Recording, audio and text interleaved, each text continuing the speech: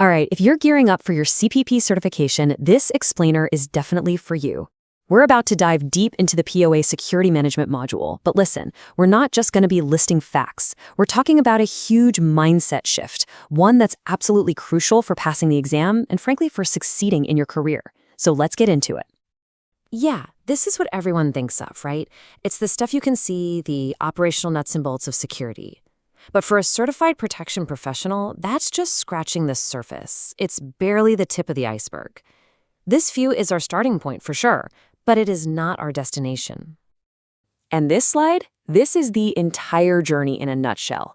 The whole point of the CPP exam and modern security management is to get your head out of the left column and firmly into the right one.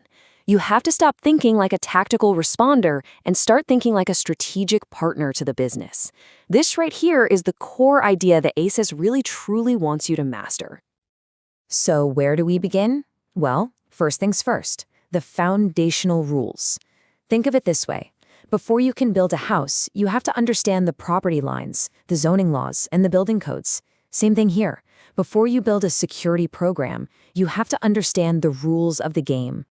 Look, let's be honest. A security function has a lot of power. You can literally affect people's freedom, their privacy, and their jobs. But, and this is the key, that power is not absolute. It has to have guardrails. It must be constrained by these three big pillars: the law of the land, our professional code of ethics, and the written standards of your specific organization. Okay, exam tip time. Listen up, this is a big one. You're going to face scenario questions on the exam where you have a quick and easy option and a more difficult but ethical one. 9 times out of 10, heck, 99 times out of 100, the correct answer, the CPP answer, is the ethical one. Bank on it. And that leads us to this mantra. Seriously, burn this into your brain. If it's not written down, it might as well have never happened. A verbal instruction is just a chat. A written policy, on the other hand, now that is something you can enforce. It's something an auditor can check. And maybe most importantly, it's something you can defend in court. Now, all this documentation isn't just a random pile of papers. It creates a very clear structure. A great way to visualize it is this governance pyramid. Way up at the top, you have policy. That's the big picture why we're even doing this. Underneath that, you have standards. The mandatory, non-negotiable, what must be done. And at the bottom, the foundation, are the procedures, the detailed step-by-step how you actually do it. Get this hierarchy down cold. All right, so we've laid the foundation, we know the rules, now it's time to actually build the machine. This is all about the structure, how we organize the department, and the people, the team that actually makes it all run.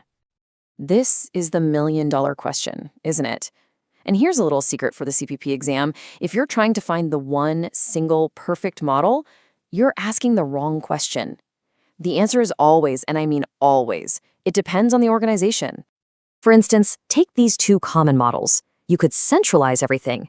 That gives you incredible consistency and control, but man, it can be slow to react. On the flip side, you could decentralize. That makes you super agile and tailored to local needs, but you run the risk of different sites doing completely different things. The right answer on the exam is never just one of these. It's whichever one is most fit for purpose for the company they describe in the question. Now let's talk about people. Here's a hard truth. Most security programs fail because of people issues, not technology glitches. So you have to be ready to put on your HR hat. That means being obsessed with fair hiring, proper training, consistent performance reviews, and, you guessed it, documenting every single step. And boom, that leads us right to another key exam tip. Anytime you see a question about managing your team, hiring, discipline, termination, you name it, be extremely suspicious of any answer that involves cutting corners. The correct professional path will always be the one that emphasizes fairness, consistency, and meticulous records. Okay, our machine is built. We have our structure, we have our people. Now we need to get it running. And to do that, you need two things: fuel, which is your budget, and a skilled driver at the wheel, which is leadership. Let's be really clear about this. This is non-negotiable. You can have the best security plan in the world, but if you can't walk into that boardroom and explain its value in financial terms, you are not getting the budget. Your credibility as a manager lives and dies by this. And this chart says it all, doesn't it? Trying to win a budget battle with fear or emotion, that has a very low chance of success. What works? arguments built on hard data and clear financial justification. You need to be talking about return on investment and quantitative risk reduction. That's how you get a yes. Beyond the money, you need influence. You see, a manager can command people because of their title, but a leader inspires people to act. A true security professional has to be able to influence people all across the organization, communicate effectively up to the executives and down to the front line, and guide everyone through the messy stuff like conflict and change. All right, we're at the final piece of the management puzzle, the cycle of improvement. You have to understand that security is never done. You don't just build it and walk away. Threats evolve, the business changes, so your program can't be a static fortress. It has to be a living system.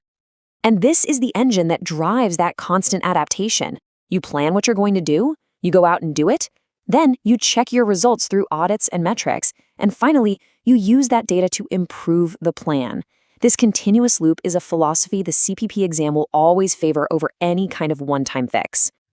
Okay, let's pull all this together. How do you turn these ideas into a winning strategy for the CPP exam? Here's your game plan. First, when you're studying, read for the big ideas, the concepts. Don't just try to memorize a bunch of random facts. Second, really focus on how these chapters link together. And third, on the exam, use the process of elimination. Immediately toss out any answers that are illegal, unethical, or just plain impractical. You'll be shocked how often the right answer is the only one left. And look at how beautifully this all connects. The high-level policy dictates the kind of organization you build. That organization hires the right people. Those people need a budget to operate and strong leadership to guide them. See? It all flows. ASIS is testing your understanding of this entire system, not just the individual pieces. And at the end of the day, this is what it's all about. This isn't just about passing a test. When you master these concepts, you're fundamentally changing how you see your role. You're transforming from a tactical operator into a strategic leader. So that's the real question, isn't it? It's about more than just studying. It's about evolving your entire professional mindset. Are you ready to move past the world of guards, gates, and guns and step into the world of governance, strategy, and leadership? Because that is the journey the CPP certification is all about.